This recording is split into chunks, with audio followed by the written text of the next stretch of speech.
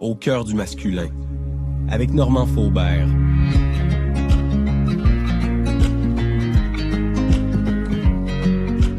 Bonjour à tous et bienvenue dans ce nouvel épisode du balado au cœur du masculin.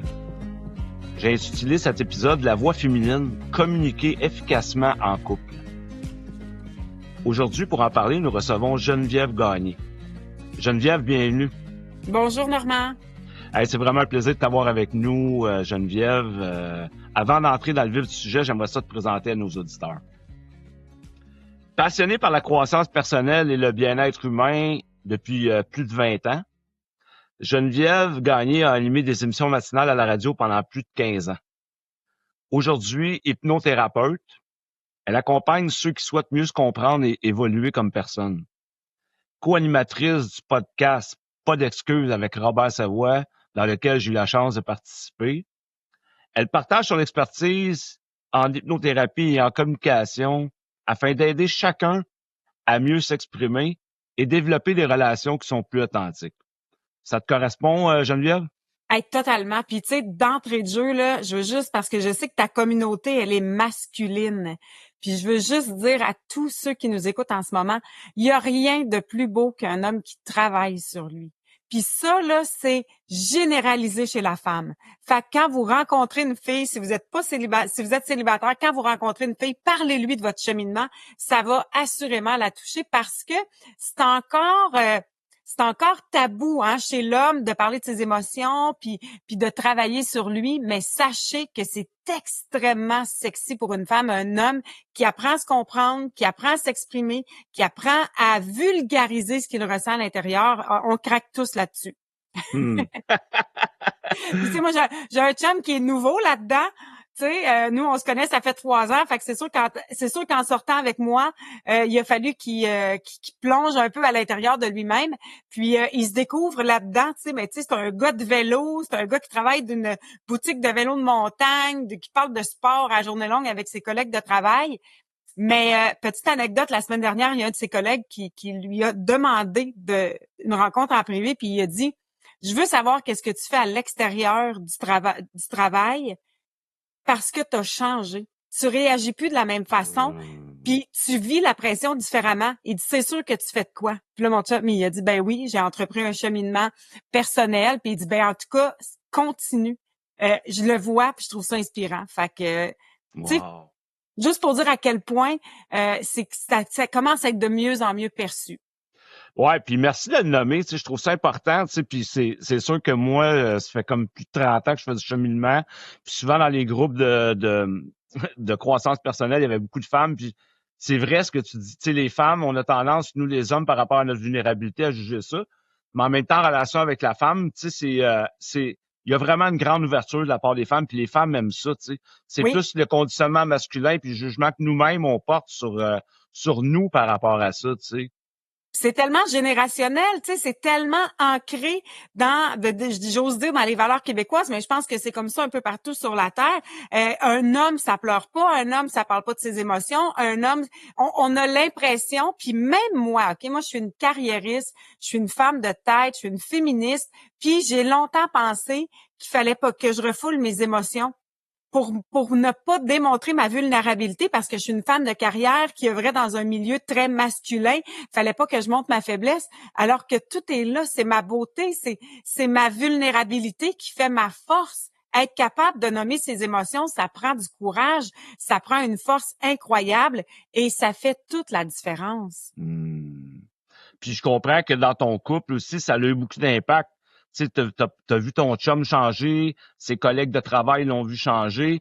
Fait que j'imagine que dans ton couple, avec ton chum, tu sais, il y a dû y avoir des défis par rapport à ça. Tu sais, vous avez dû rencontrer, en fait, des obstacles en lien avec la communication dans votre couple.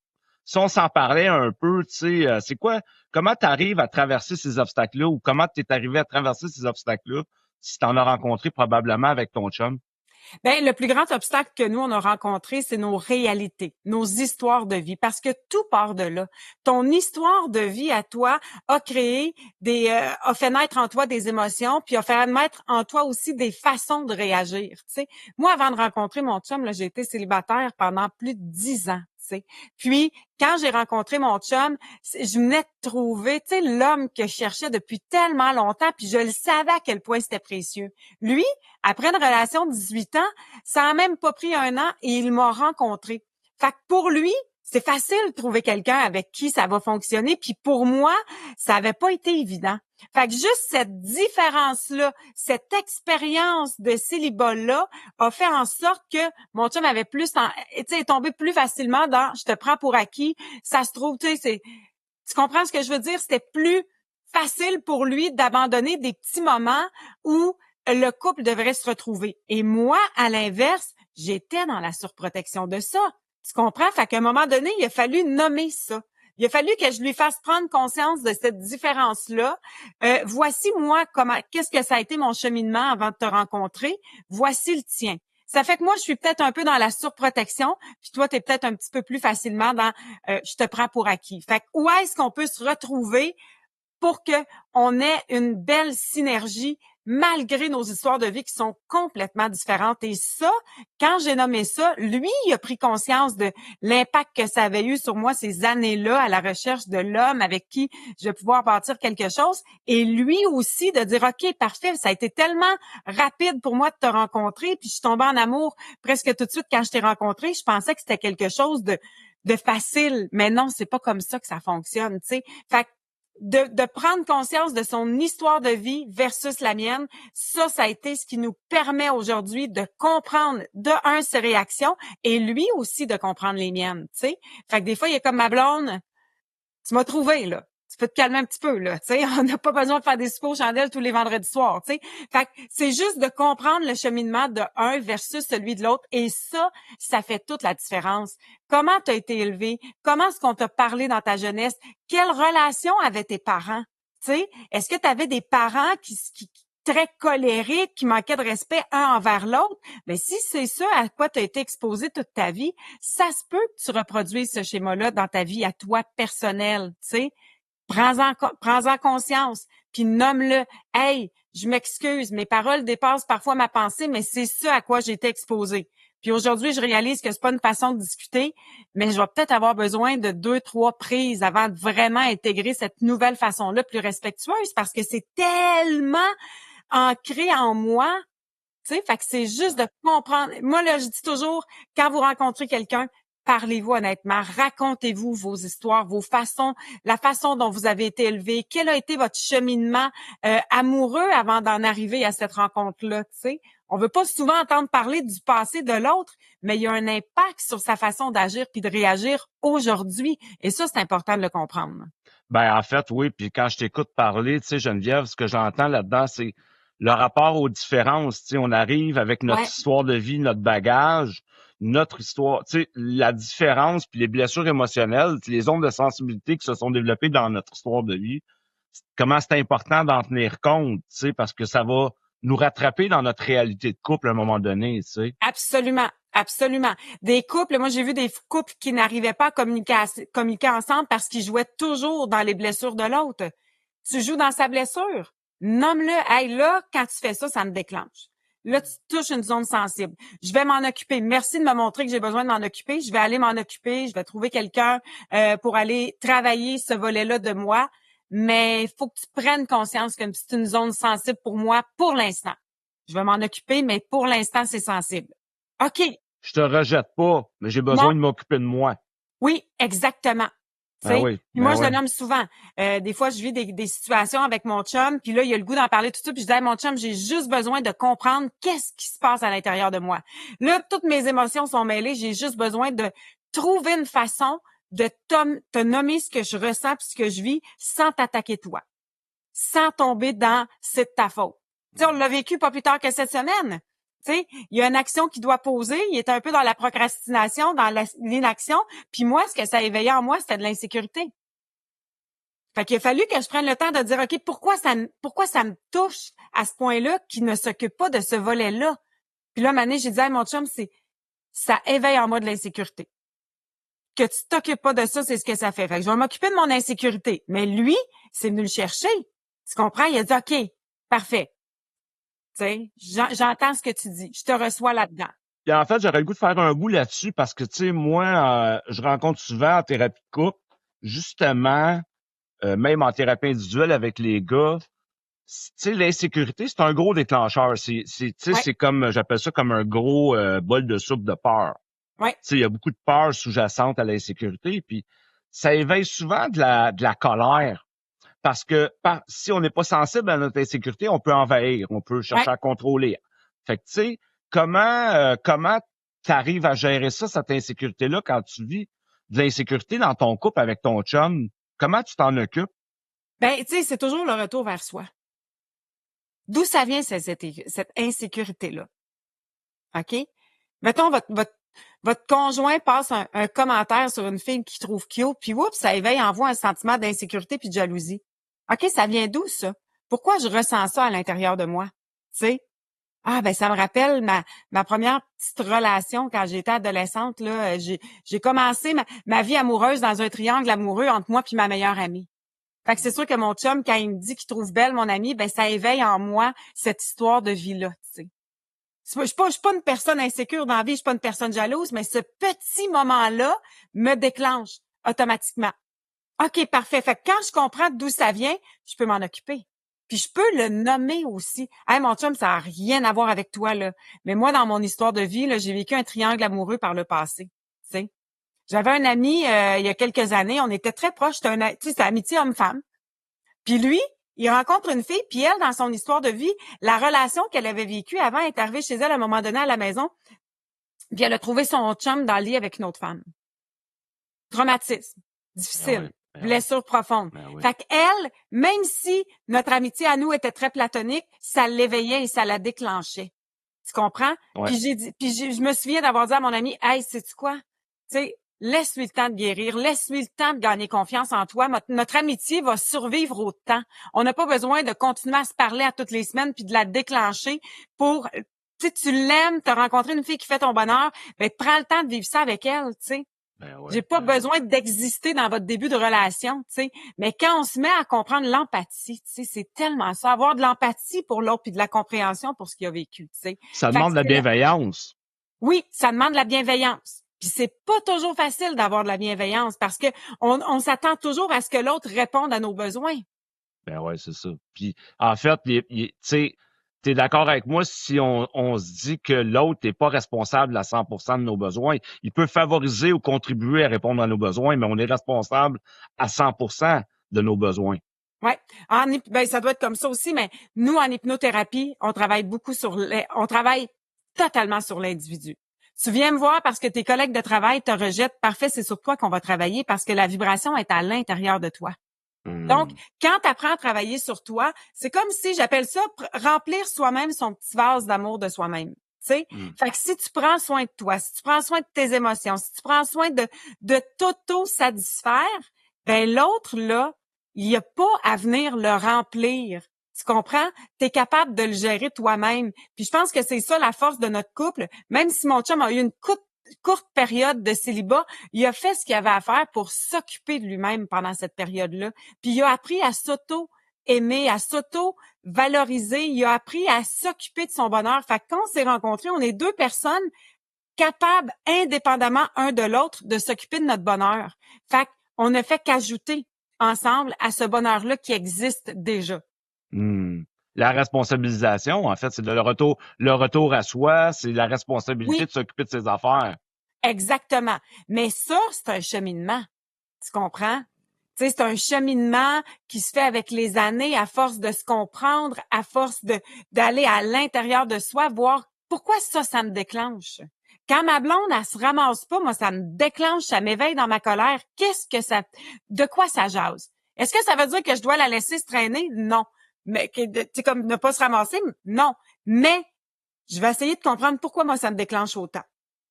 Tu sais, ma Ouais. fille, elle est hyper contrôlante dans une cuisine.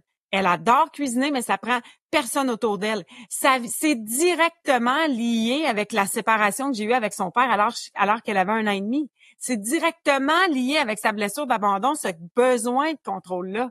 Puis là, je lui dis Hum. tout le temps, ben règle ça. Ça fait mal à personne, puis ça fait bien l'affaire de son chum qu'elle reste dans la cuisine, puis qu'elle contrôle tout ce qui se passe. Mais j'ai dit, pendant ce temps-là, tu as une blessure à l'intérieur dont tu ne t'occupes pas. Tu sais? Fait que c'est ça la grande différence. Puis j'aime ça que tu me parles un peu des enfants parce que, tu sais, Geneviève, je sais que toi, ta fille puis ton chum Pat, ben, tu sais, vous êtes une famille reconstituée, hein? Ouais. Puis j'aimerais ça qu'on en parle un peu parce que, tu sais, je rencontre souvent, puis tu sais, c'est très évoqué dans notre société aujourd'hui, les familles reconstituées, ça fait partie de notre réalité sociétale. Comment t'es arrivé dans Famille à Pat? Tu sais, comment, après 10 ans de célibat, t'es arrivé en relation avec Pat? Je pense que Pat a 3 enfants. Ouais, 3 jeunes enfants. Comment t'es arrivé dans cette vie-là? Comment t'as composé? Puis tu composes encore aujourd'hui, tu sais, parce que des déclencheurs, je suis convaincu qu'il doit en avoir plusieurs, là.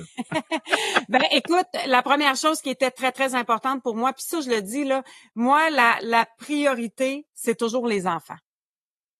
Toujours les enfants. Tu sais, nous, quand on tombe en amour, là, hey, tu rencontres quelqu'un, il te plaît, tu sais, l'espèce d'illusion de perfection au départ, tu voudrais hurler à tout le monde que tu es en amour, que tu as rencontré la personne, puis je me souviens que j'ai dû freiner beaucoup la présentation des enfants. J'étais là, c'est tout nouveau, tout beau, on se rencontre, puis on se trouve donc beau, on se trouve donc fin, ça va tellement bien, mais dans 2, 3 mois, 4 mois, on va peut-être se mettre à voir des red flags qui vont un peu nous insécuriser puis qui vont nous questionner sur nos valeurs profondes. Laissons-nous le temps d'être un couple avant d'intégrer les enfants.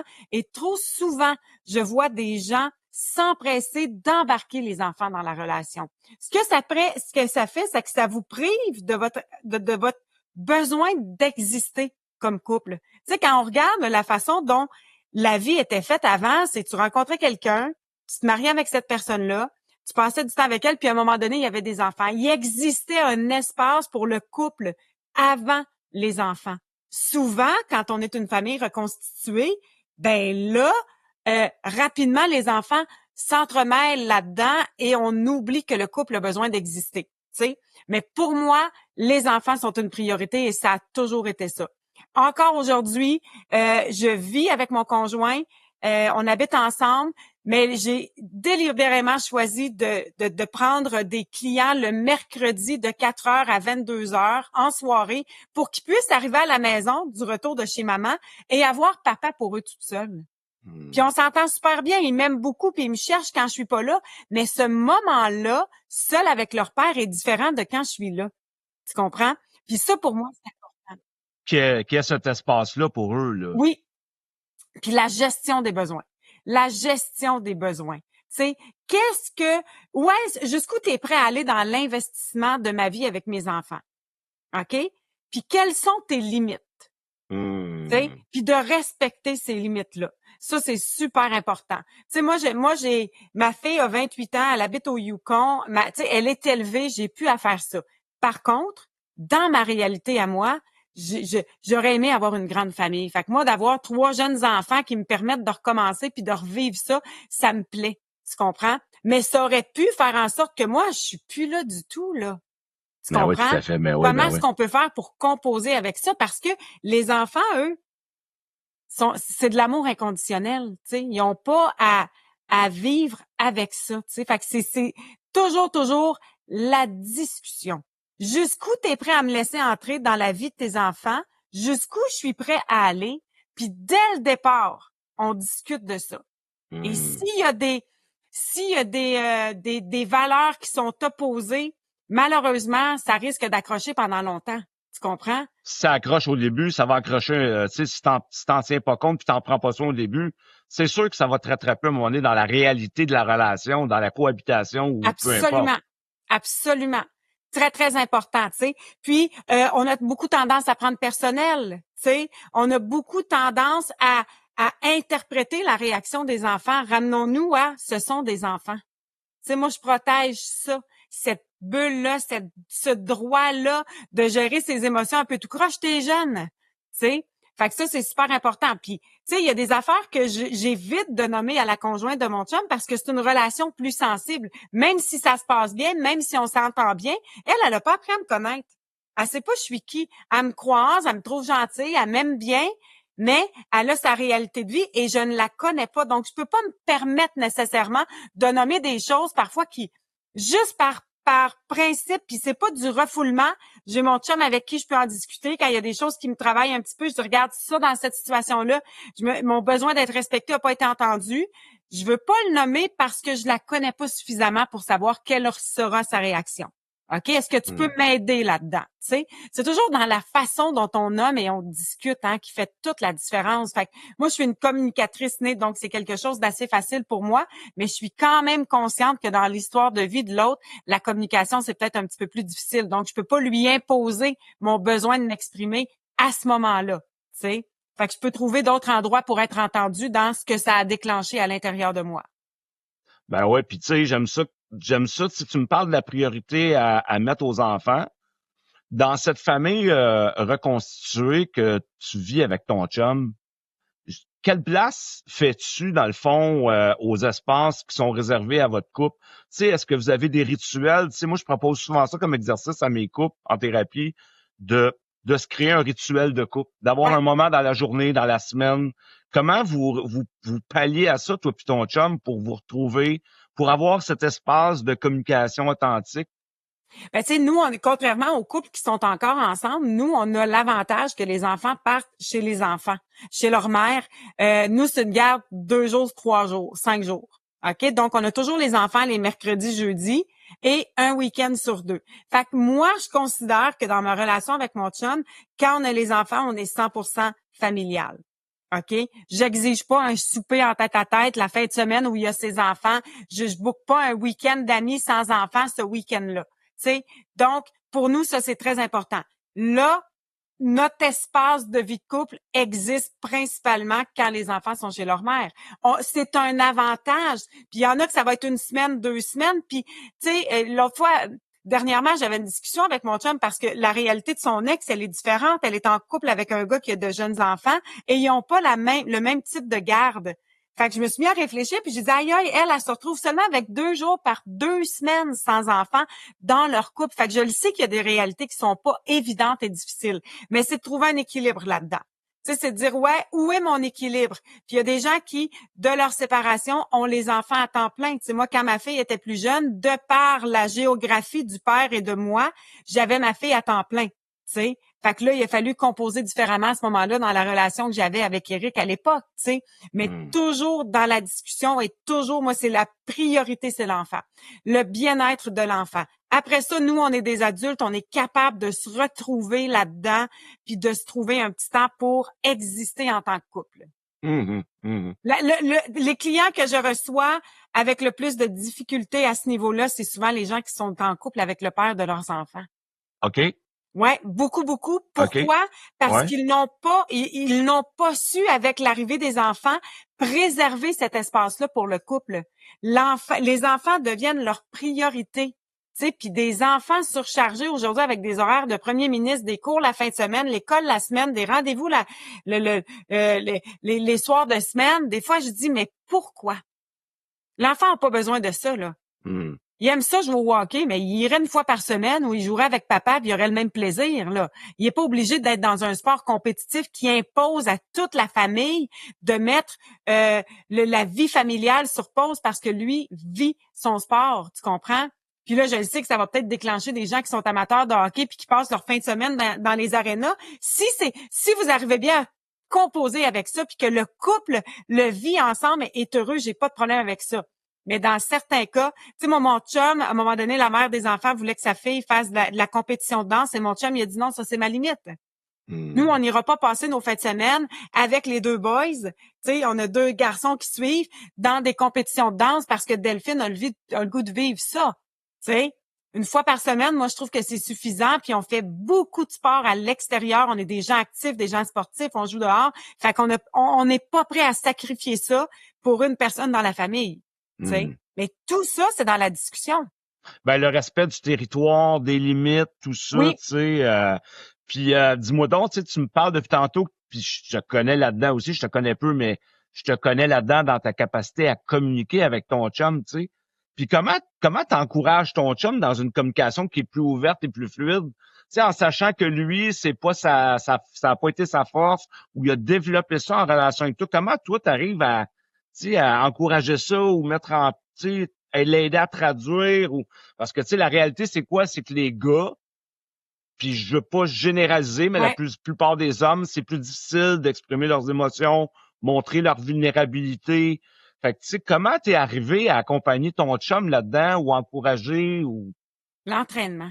Tu sais, on devient pas bon dans un sport à le regarder à la télévision. Tu comprends? On peut apprendre certaines notions du sport, mais c'est en le pratiquant qu'on va développer des habiletés. Fait que c'est sûr qu'au début, quand je disais à mon chum, parle de moi de ce qu'il y a à l'intérieur. Donc, je veux dire, pourquoi? Ben, je dis, non, mais il y a de quoi, là? Il y a une émotion, je le vois bien, ça t'éveille quelque chose. Mais là, je suis impatient. OK, mais pourquoi? Tu sais, puis là, aujourd'hui, il est bon. Aujourd'hui, il apprend. Puis je dis tout le temps, non, là, tu me parles de moi, parle-moi de toi. Qu'est-ce que ça éveille en toi? OK? Pas pour prendre du pouvoir sur lui. Tu sais, parle-moi de toi, c'est pour Parle-moi de toi. le ramener à lui. Puis tu sais, quand tu dis pas prendre du pouvoir sur lui, mais toi, reprends ton pouvoir. Parce que quand tu parles de toi, quand tu t'occupes de toi, quand tu te corriges toi, inévitablement, ça influence les autres autour de toi. Tu comprends? Puis ça t'amène à être plus sensible à lui. Ben S'il oui. te parle de lui que s'il parle de toi. Ben oui, la semaine dernière, il partait pour le travail, puis il savait, les enfants revenaient le mercredi, c'est la semaine de relâche. Lui, il partait à 8 heures le matin et il savait qu'il ne reviendrait pas avant 7h30, 8 heures le soir. Fait que lui, pendant qu'il se prépare, il ressent de la culpabilité de me laisser ses enfants toute la journée en semaine de relâche. Puis là, à un moment donné, il dit, ma blonde, tu peux-tu venir? Faut juste que je prenne le temps de te nommer quelque chose. J'ai dit, parfait. Il dit, là, je veux juste te dire que je ressens de la culpabilité de te laisser mes enfants toute la journée. Puis tu sais, je l'ai pas invalidé là-dedans. Je te comprends de ressentir de la culpabilité. Je l'ai laissé vivre puis nommer sa culpabilité. Puis quand il a terminé, j'ai dit mon chum, moi j'ai été très pendant mes années de célibat, je travaillais beaucoup là, tu sais des 50 à 60 heures, je me suis beaucoup réalisée dans le travail. Puis là, j'essaie de diminuer, mais chaque fois que je prends un après-midi de congé, j'ai un sentiment de culpabilité qui naît à l'intérieur de moi. Fait que j'ai dit d'avoir tes enfants aujourd'hui là, ça me fait tellement plaisir parce que je vais pouvoir pas travailler sans culpabilité. Fait que si tu savais à quel point ça fait mon bonheur de les avoir, puis si tu savais à quel point je suis heureuse de cette journée-là, on va faire des biscuits, on va plein. Fait que lui, ça l'a libéré. Puis il me l'a dit d'une chance que j'ai pris le temps de te nommer parce que j'aurais passé la journée à travailler avec de la culpabilité alors que elle était pas nécessaire. Tu sais. Puis là, c'est un petit cas facile. Des fois, là, tu sais, ta blonde, à part d'un week-end de filles avec ses chums de filles, puis tu sens de l'injustice parce que toi, ça fait longtemps que tu n'as pas eu, puis dans le budget familial, tu te demandes quand est-ce que ton tour va arriver. Hey, tu sais, je veux rien t'enlever. Je trouve ça le fun que tu aies amusé avec tes amis, mais je veux juste te dire qu'à l'intérieur de moi, ça fait naître un sentiment d'injustice, tu sais. Puis ça a rien à voir. Je veux pas que tu t'empêches d'y aller, mais j'ai besoin de le nommer. J'ai besoin que cette expérience-là existe. Puis comment j'en suis arrivée, puis c'est pas facile encore aujourd'hui, là. Tu sais, ça fait 3 ans qu'on est ensemble, mais comment on s'est nommé des émotions? Tu comprends? Il commence à me force de me voir aller, puis à force de prendre conscience de ce qui se passe à l'intérieur de lui, il s'entraîne, tu sais. C'est comme un gars qui fait des push-ups à tous les matins. Une fois de temps en temps, il en nomme une, puis il voit, oups, le bien que ça y fait. Ah! Hey, je trouve ça intéressant, ça m'a libéré. Ben, la prochaine fois, je vais peut-être être plus enclin à nommer quelque chose de plus gros à l'intérieur de moi, tu sais. Pratiquez-vous. Puis si vous sentez que auprès de votre conjointe, vous n'êtes pas reçu, ben vous allez auprès d'un thérapeute, vous trouvez un bon ami. Puis là, quand on va chez son ami, là, on dit pas, ma blonde a fait ci, elle fait ça, elle m'énerve, non. Hey, en ce moment, à la maison, là, je vis beaucoup de pression financière. En ce moment, à la maison, j'ai l'impression de jamais satisfaire l'autre personne. Tu sais, je me sens pas suffisant. Tu sais, ça fait naître un sentiment d'incompétence à l'intérieur de moi parce que ma blonde a jamais l'air satisfaite de ce que je fais. Tu sais, fait que là, on parle de soi avec son ami ou avec son thérapeute et ça nous entraîne à le faire de cette façon-là. Tu sais? Ouais, j'aime beaucoup que tu amènes ça sur l'angle de l'entraînement, tu sais. Ah oui. Tu sais, j'ai fait du culturisme pendant une dizaine d'années, puis j'ai créé un outil justement qui s'appelle l'entraînement émotionnel parce que je crois beaucoup en ça, tu sais. Plus que je me pratique, essai-erreur, plus Oui. que je vais devenir bon. Puis, tu sais, le fait de favoriser de l'écoute active aussi, tu sais, Ouais. ça crée un terreau où l'homme peut se sentir en sécurité, mais j'aime aussi l'angle que tu amènes. Ça se peut que ma blonde soit pas capable non plus de m'entendre ou ça se peut que ça soit pas tout clair pour moi, que je sois plus dans le reproche. Fait que d'aller voir un professionnel, puis c'est un peu là-dessus, sur cet angle-là Ouais. que je voulais voir avec toi. Tu sais, toi, comme hypnothérapeute, j'aimerais ça que tu nous en parles un peu. Tu sais, comment tu accompagnes tes clients par rapport à ce qu'ils vivent au niveau des conflits, au niveau de... J'aurais le goût de t'entendre un peu là-dessus, Geneviève. Ben, il y a une grande, grande part d'inconscience dans nos réactions. Tu sais, on a vécu toutes sortes de choses. Puis tu sais, on n'a pas besoin d'avoir de grands traumatismes dans l'enfance pour avoir accumulé un bagage émotionnel qui est venu faire en sorte qu'on a développé des mécanismes de défense. OK? Et quand on va à la source de ce déclencheur-là, on est en mesure de comprendre, OK, c'est pour ça. C'est pour ça que j'agis comme ça. Et quand il y a une prise de conscience, c'est beaucoup plus facile de réparer. C'est beaucoup plus facile de corriger ça chez la personne, tu sais, ou tout simplement de l'accepter. Tu sais, c'est mon histoire de vie. Fait que nous, ce qu'on fait, c'est qu'on travaille beaucoup. Puis, tu sais, les gens ont été voir Mesmer. Fait qu'il arrive, je te dirais que 90% des gens qui rentrent dans mon cabinet sont comme, je vais-tu perdre le contrôle, je vais-tu faire la poule? Tu sais, Mesmer, là, je pense que les gens sont hypnotisés à 35%, puis il y a un faible pourcentage de gens qui peuvent se rendre à ce niveau-là. Nous, en relation d'aide, on travaille à 11%. Fait que tout au long de la séance, je vais discuter avec le client. Tu sais, je vais discuter avec cette personne-là. Elle va être en contact avec moi, puis jamais elle va dire ou faire quelque chose qu'elle ne veut pas faire. Par contre, elle va réaliser que tabarouette, OK, mon sentiment d'abandon, là, ben, il vient de mon père qui était camionneur quand j'étais jeune. Chaque fois qu'il partait, j'avais un peu l'impression qu'il m'abandonnait. Puis ça a fait en sorte que moi, ayant cette souffrance-là à l'intérieur de moi, je me suis abandonnée souvent par la suite dans certaines relations. Je m'empêche de dire les choses, je m'empêche de, tu sais, je dis non je dis oui quand ça me tente de dire non, tu sais. Fait que là, tu prends conscience de certains traits, puis là, on peut modifier. Parce que le cerveau, là, c'est fou à quel point il est malléable. Tu sais, on pense que c'est quelque chose de très cimenté. Non. On peut défaire des fausses croyances, on peut corriger des choses directement à la source et ça a des résultats extraordinaires, tu sais. Tu te rends pas compte au début que tu ressors pas de là en disant mon Dieu, je suis quelqu'un de transformé, mais oups, tu réalises que la relation avec mon père est maintenant plus facile parce que je suis allée comprendre comment est-ce qu'on a communiqué dans le passé, tu sais. Ça fait que, oups, maintenant, les relations sont plus douces, tu sais. J'arrive à mieux converser avec ma blonde parce que je me suis occupée de cette blessure-là qui a rien à voir avec elle. Rien à voir avec elle. Mais mon déclencheur à chaque fois, puis tu sais, et puis ça vient pas de moi, là, mais c'est Robert, cette semaine, j'étais en conversation avec lui, Robert Savoie, que tu connais bien. Il dit, on est blessé en relation et on va guérir en relation. Tu sais, fait que c'est humain que votre conjoint ou votre conjointe vous déclenche. C'est normal.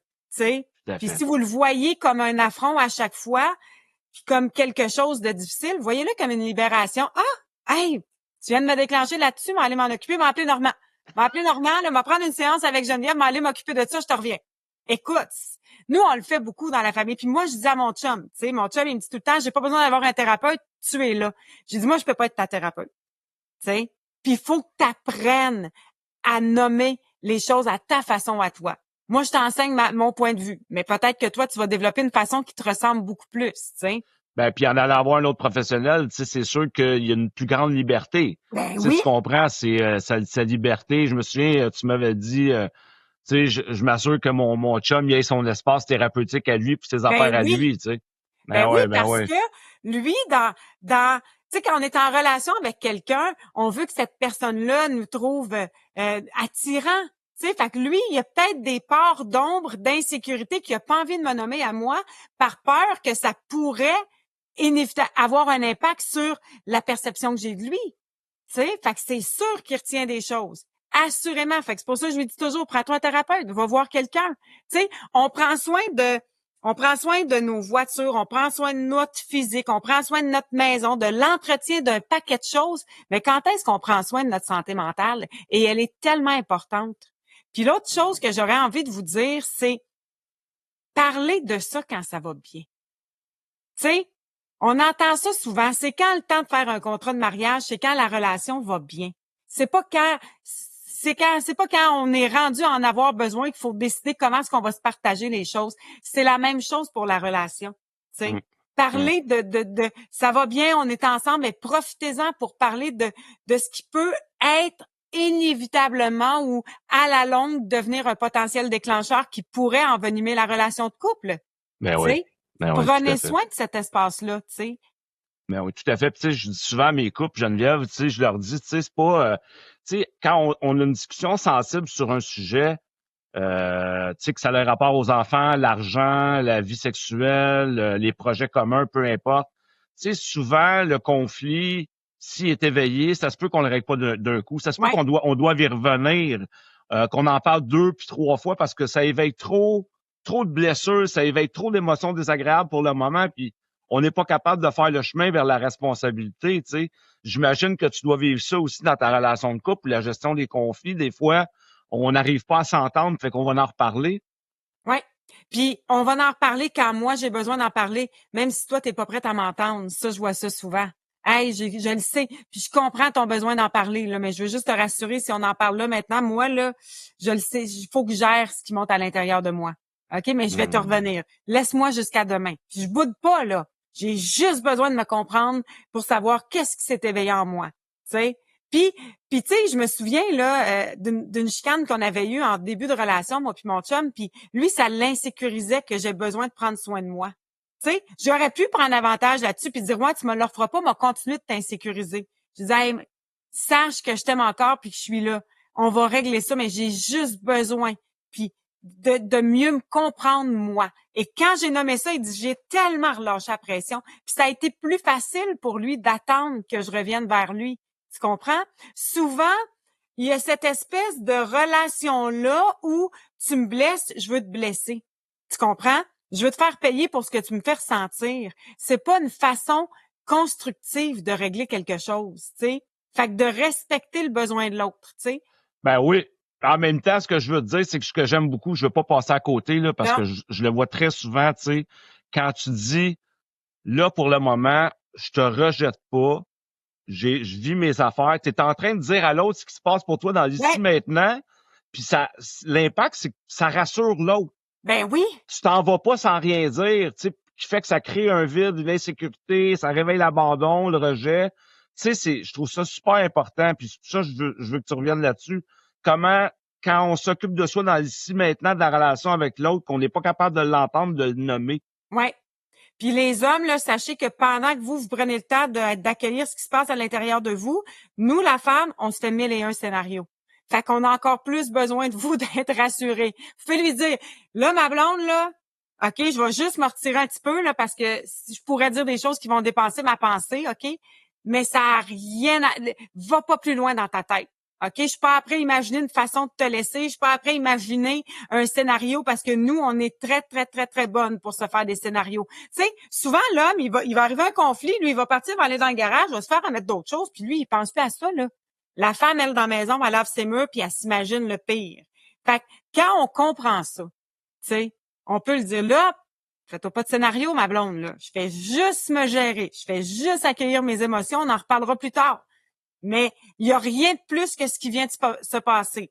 Va pas plus loin dans ta tête. Juste ça, ça va l'aider à se ramener, tu sais, parce qu'on n'a pas la même façon de gérer les conflits. Puis c'est tellement... Hey, moi, là, des fois, là, des clientes qui viennent me voir, là, puis là, mon chum, là, il est déclenché parce que son chum, il est rentré de travailler, puis il était bougon. J'ai dit, OK, mais est-ce que tu lui as demandé? Ça a-tu rapport? T'as pas l'air de bonne humeur, est-ce que ça a rapport avec moi? Ah ben non, j'ai pas demandé, mais là, clairement, là, j'avais. Non, non. Lui as-tu demandé? Puis là, des fois, quand elle dit hey, l'autre jour, mon chum est arrivé de travailler, puis il avait l'air bougon, puis ça m'a comme déclenché, puis j'ai demandé est-ce que ça a rapport avec moi? Il a dit non, il s'est passé de quoi au travail, j'ai juste besoin d'atterrir. Ah! Elle dit hey, ça a fait du bien. Tu comprends? Parce que elle, son chum va pas bien, elle s'imagine que c'est à cause d'elle. Tout de suite. Tout de suite, tout de suite. L'importance d'aller vérifier. L'importance d'aller vérifier. Tu sais? Ben Puis oui. même chose pour les femmes. Tu comprends? On vit avec un système hormonal qui nous débalance une couple de fois dans le mois. Vous l'avez sûrement vécu. Tu sais? Apprenez à hey, ma blonde, t'en es où dans ton calendrier?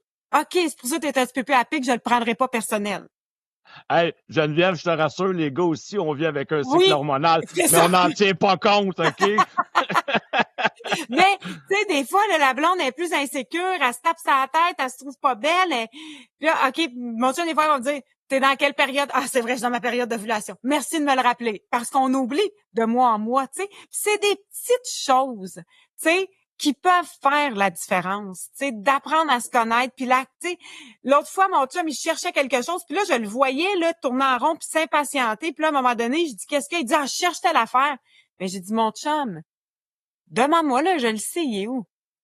Puis là, je disais, vois-tu l'importance de communiquer? T'aurais pu dire, hey, ma blonde, t'as-tu vu telle affaire? Non, je l'ai pas vu. Parfait. Là, panique, puis vis ton impatience de pas le trouver. Mais tout le temps que t'as laissé l'impatience monter, moi, j'avais la solution pour toi. Nomme, parle, avant que, justement, tu sens ça, tu sens ton impatience monter. Respiration, elle pourrait être où ma solution? Peut-être que ma blonde, elle sait elle est où. Ils disent, ah, mais je voulais pas te déranger. Non, là, ce qui me dérange, c'est de te voir taper du pied puis de commencer à bourrasser un peu partout. Ça me dérange plus que tu me demandes quelque chose, tu comprends? Fait que l'importance de valider, de nommer, de poser des questions, de vérifier, tout ça, là, on revient toujours à une chose, Normand, la communication. Ben oui, tranquillement, ça nous amène vers la fin. Tu sais, Geneviève, écoute, je veux te remercier infiniment, tu sais, cette conversation inspirante qu'on a eue ensemble aujourd'hui. Tu sais, on explore ensemble les défis, les clés de la communication. Je suis convaincu que nos auditeurs repartiront avec des outils précieux aujourd'hui. Là, tu sais, moi, ça me fait vraiment du bien de t'avoir une fois de plus, apprendre à te connaître encore plus. Tu sais, j'espère que nos auditeurs pourront également apprendre à te connaître plus. Puis dis-moi où on peut te retrouver pour en savoir plus sur ton travail, Geneviève. Il y a 2 façons de le faire. Je suis hypnothérapeute, donc des fois des consultations individuelles. GenevièveHypnose.com. Et sinon, je co-anime le podcast Pas d'excuses avec Robert Savoie. Puis l'idée de ce podcast-là, c'était vraiment d'offrir des outils aux gens.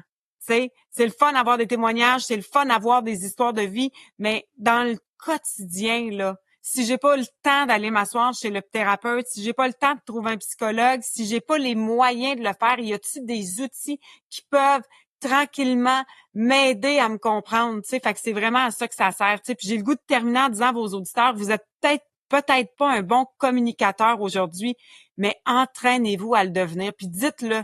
Hey, là, ça m'insécurise parce que je vais essayer quelque chose que j'ai jamais fait, m'a nommer mes émotions, ça se peut, ça sorte tout croche. Ça se peut que je le fasse pas correct. Mais je me pratique, j'apprends. Puis j'espère que tu vas avoir la patience de me voir évoluer là-dedans, tu sais.